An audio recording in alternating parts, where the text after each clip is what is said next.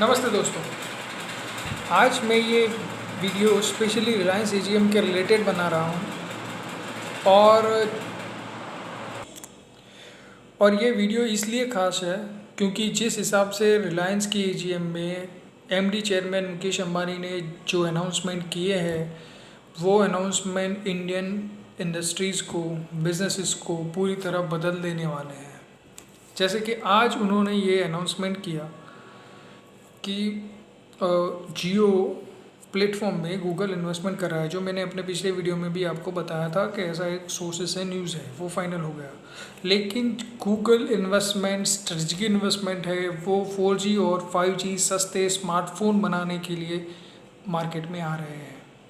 वो दूसरी बात, एक बात आपको थोड़ा एंटी रिलायंस लगेगी, मुझे ऐसा लगेगा, लेकिन मेरे मेरे कज़िन हैं, उन्होंने मुझे एक स्टोरी बताई थी कि जो पोलियो की रस्सी हम लेते हैं, जो पोलियो रस्सी देने घर में आशा वर्कर्स आते हैं, वो रस्सी एक्चुअल में इफ़ेक्टिव नहीं है इतनी। अगर मेडिकल लैंग्वेज में बोले तो इंजेक्टेबल पोलियो की रस्सी, यानी कि जो इंजेक्शन से दी जाती है, वो रस्सी ज़्यादा इफ़ेक्टिव है कंपैरेटिवली हम जो ओरल लेते हैं। तो उन्होंने मुझे बोला कि यूरोप में ये ओरल वैक्सीन डेवलप हुई थी, लेकिन वहाँ के स्टैंडर्ड के हिसाब से वो लो थी, उसकी वजह से इंडिया में वो ट्रांसफ़र हो गई और इंडिया ने उसको एडॉप्ट कर लिया। वैसा ही कुछ हो रहा है। गूगल ने पिक्सल करके एक स्मार्टफोन सीरीज़ निकाली थी एप्पल के सामने ही, लेकिन वो पूरी तरह असफल रही। गूगल ने नॉर्थ अमेरिका स्पेसिफिकली यूएस में गूगल ग्लास निकाले थे। उन्होंने बताया था कि वो क्रांतिकारी खोज होगी, वेरिएबल डिवाइस होगा और पूरी तरह कम्युनिकेशन लेवल को बदल देगा। वो वहाँ पे फेल हुआ। वही चीज़ें आज यहाँ पे इंडिया पे जियो के प्लेटफॉर्म में इन्वेस्टमेंट के ज़रिए वो सक्सेस करना चाहते हैं। जियो की सबसे बड़ी एक ब्रांडिंग है, उसका इस्तेमाल करना चाहते हैं। दूसरा, मुकेश अंबानी ने ये भी कहा कि वो 5G टेलीकॉम कम्युनिकेशन के इक्विपमेंट बनाएंगे, नेटवर्क के रिलेटेड बनाएंगे। वो बहुत बड़ी बात है। वो थोड़ा सस्पेक्ट मैं इसलिए कर रहा हूँ उस बात पर क्योंकि देखिए, जो टेलीकम्युनिकेशन गियर बनाते हैं, इक्विपमेंट बनाते हैं, उसके हिसाब से रिलायंस के पास उतना नॉलेज नहीं था, ना ही किसी को पता है कि रिलायंस ने उसमें कुछ किसी प्रकार का इन्वेस्टमेंट किया है। तो वो एक बड़ा सरप्राइज़ था। दूसरा, और उन्होंने बोला कि जिस हिसाब से जियो में पिछले 3 महीनों में डील हुई, वैसी ही डील अगले 3 या 4 महीनों में रिलायंस रिटेल में होगी। आप सोच भी नहीं सकते, रिलायंस रिटेल ने अपनी बाहें इस कदर फैला ली हैं कि अब वो बाहें वो समेट रहे हैं। यानी कि उन्होंने बिज़नेस को इतनी स्ट्रेटेजिकली डेवलप कर दिया है हर फ्रंट पर, ऑनलाइन ऑफलाइन सब फ्रंट पर, कि अगर किसी बंदे को खर्च करना है तो रिलायंस उसका सबसे बेस्ट ऑप्शन हो जाएगा। जैसे कि मैं आपको बताता हूँ, टायर 2 और 3 सिटीज़ में भी रिलायंस ने रिलायंस ट्रेंड्स, रिलायंस स्मार्ट के स्टोर्स बना दिए। अगर बंदा कुछ खरीदना चाहता है तो वो फिजिकल स्टोर पे जाएगा, अट्रैक्टिव डील्स मिलेगी, जाएगा। ओके, वो नहीं खरीदना चाहता है ऑफलाइन, ऑनलाइन खरीदना चाहता है तो ऑनलाइन ऑर्डर देगा और वही सप्लाई वो वही के लोकल के रिलायंस स्मार्ट और रिलायंस ट्रेंड्स वगैरह के स्टोर से उसको कर देगा। तो ये कुल मिला के अगर बंदा ऑफलाइन या ऑनलाइन कुछ भी खरीद रहा है, रिलायंस उसको देगा। ओके, रिलायंस का मैं थोड़ा वापस जा रहा हूँ। उन्होंने जो गूगल के साथ डील की है स्मार्टफोन बनाने के लिए, 5G इक्विपमेंट बनाने के लिए, जो उन्होंने अनाउंसमेंट किया है, वो क्या है? अभी इंडिया में चाइना के रिलेटेड एक एंगर है। अभी इंडिया के पूरे हैंडसेट मार्केट पर चाइनीज़ मोबाइल कंपनीज का कब्जा है। अरे जियो एक इंडियन मेड मोबाइल बनाएगा और उसे पूरा भरोसा है कि लोग उसको पूरी तरह से एक्सेप्ट कर लेंगे। तो ये एक मौके का फ़ायदा है जो बहुत कम बिजनेसमैन उठा सकते हैं, वो उन्होंने किया है।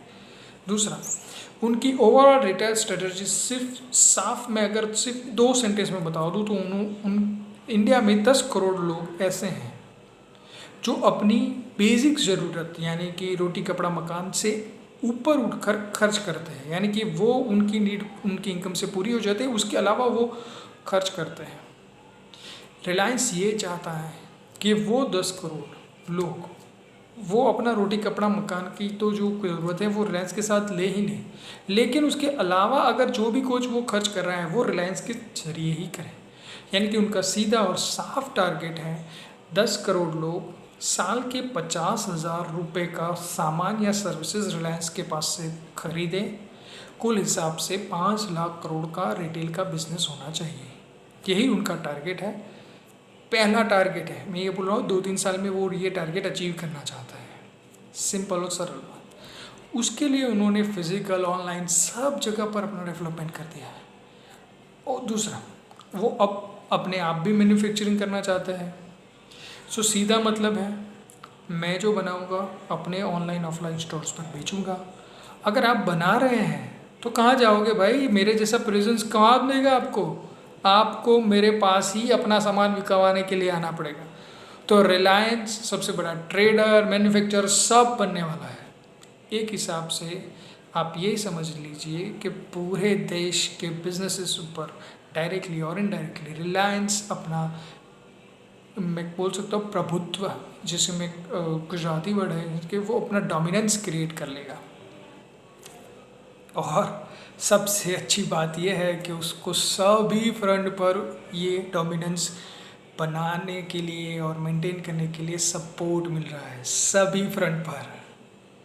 इशारों में आप मेरी बात समझ गए होंगे, सभी फ्रंट पर। अब सवाल रहा रिलायंस के वैल्यूएशन का। डिस्पाइट ये इतनी बड़ी बातें करने के बावजूद अगर हम देखें तो रिलायंस कल डे हाई पर 1978 से नीचे आके 1820 तक चला, 1800 से नीचे तक भी चला गया था। क्यों क्यों मुझे ऐसा लग रहा है, टेक्निकल लैंग्वेज में बोले तो रिलायंस ऑलरेडी ओवरबोट था। एक रीज़न चाहिए था उसको डाउन होने के लिए, ये एक रीज़न मिल गया। इन्वेस्टर्स को ये लग रहा था कि रिलायंस इतने सालों की बड़ी कैपिटल एक्सपेंडिचर से बाहर आके उसके ऊपर से अब एक जो कैपिटल एक्सपेंडिचर कर दिया है उसने, जितना पैसा उन्होंने बिजनेस में लगा दिया उससे अब मुनाफा कमाने की बारी आएगी। लेकिन जिस हिसाब से उन्होंने नए वेंचर के बारे में सोचा है उस हिसाब से लग ये रहा है कि अभी एक कैपिटल एक्सपेंडिचर की साइकिल फिनिश नहीं होगी। रिलायंस ने ये तो बता दिया कि वो पूरी तरह नेट डेट फ्री हो चुका है, बट ये बात भी पूरी तरह सच है कि ये नेट डेट उसको रेवेन्यू से नहीं, स्टैक सेल से मिला है। स्टैक सेल यानी कि आपने उधार से पैसा लिया, बिजनेस डेवलप किया, अब आप अपना कुछ पार्ट बिजनेस का पार्टनरशिप दूसरों को बेचकर वो डेब्ट क्लियर कर रहे हो। यानी कि अगर ये पूरे सालों में जो इंटरेस्ट का बर्डन है वो हमने शेयर होल्डर ने बर्न किया, अब जब कंपनी नेट फ्री हो जाएगी और प्रॉफिट करेगी तो उसमें जैसे कि जियो में 35% तो विदेशी लोग लेंगे।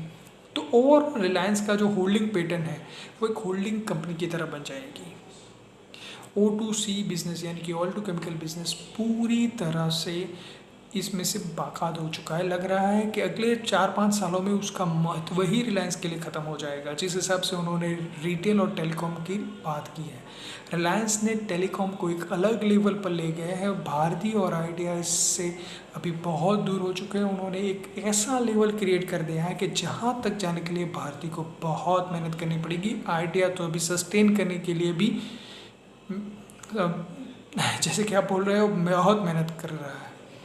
Bharti as a telecom company मुझे पसंद है, लेकिन जिस हिसाब से आज अनाउंसमेंट हुआ है मुझे उसमें कॉन्फिडेंस कम हो चुका है।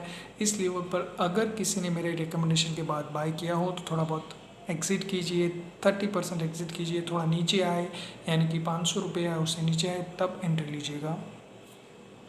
रिलायंस की बारे में मैं यही बोलूँगा, जिस हिसाब से उन्होंने विज़न दिया है उस हिसाब से अगर मैं देखूं तो अगले 10 सालों में रिलायंस जितना बढ़ेगा कोई शेयर नहीं बढ़ सकता। लेकिन जो मैं समझता हूँ कोई भी शेयर अपने एक प्राइस से नीचे तो ज़रूर से आएगा।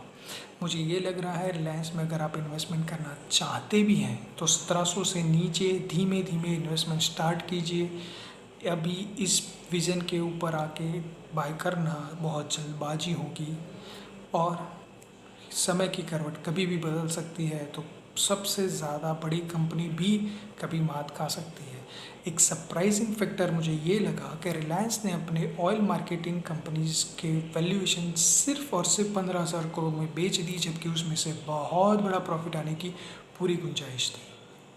आई होप रिलायंस के इस एनालिसिस से आपको बहुत मदद मिलेगी। शुभ रात्रि।